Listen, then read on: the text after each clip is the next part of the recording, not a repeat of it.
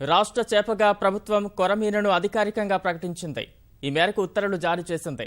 టోకు విపణి, చిల్లర విపణిలో మంచి డిమాండ్ ఉన్న ఈ కొరమీను చేప రకాన్ని సంరక్షిస్తూ పెద్ద ఎత్తున పెంపకాన్ని ప్రోత్సహించాలని మత్స్యశాఖ నిర్ణయించింది. పాలపిట్ట, తంగేడు పువ్వు, మామిడి పండు సరసన లొట్టలేసుకుంటూ తినే కొరమీను చేప కూడా చేరిపోయింది. నోరూరించే ఈ చేపను సర్కారు రాష్ట్ర చేపగా ప్రకటించింది.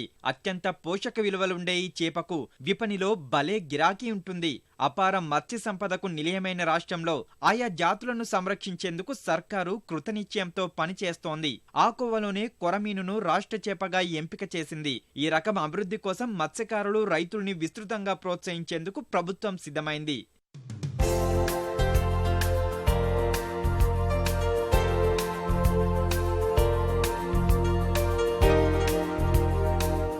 చిల్లర మార్కెట్లో కొరమీను కిలో ధర 500 నుంచి 600 రూపాయలు పైగా పలుకుతుంది. రాష్ట్రంలో అత్యధికంగా లభించడం, ప్రజానికం అమితంగా ఇష్టపడి తినే కొరమీనునే రాష్ట్ర చేపగా గుర్తించాలని మత్స్యశాఖ 2 నెలల కిందటే రాష్ట్ర ప్రభుత్వానికి ప్రతిపాదనలు పంపింది. అందుకు అనుగుణంగానే సర్కారు చర్యలు చేపట్టింది. చెరువుల్లో అతి తక్కువగా దొరికే ఈ చేపలను పలు రాష్ట్రాల్లో రైతులు ప్రత్యేకంగా సాగు చేస్తూ ఎగుమతి చేస్తుంటారు.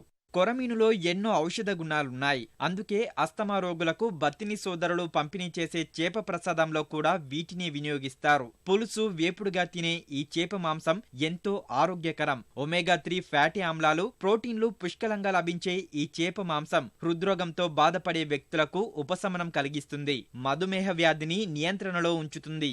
కొరమీనుకు అరుదైన గౌరవాన్ని కల్పించిన సర్కారు తిలాపియా చేప పెంపకాన్ని నిషేధించింది. స్థానిక నీటి వనరుల్లో ఎట్టి పరిస్థితుల్లోనూ ఈ చేపల్ని పెంచవద్దంటూ ఆదేశాలు జారీ చేసింది.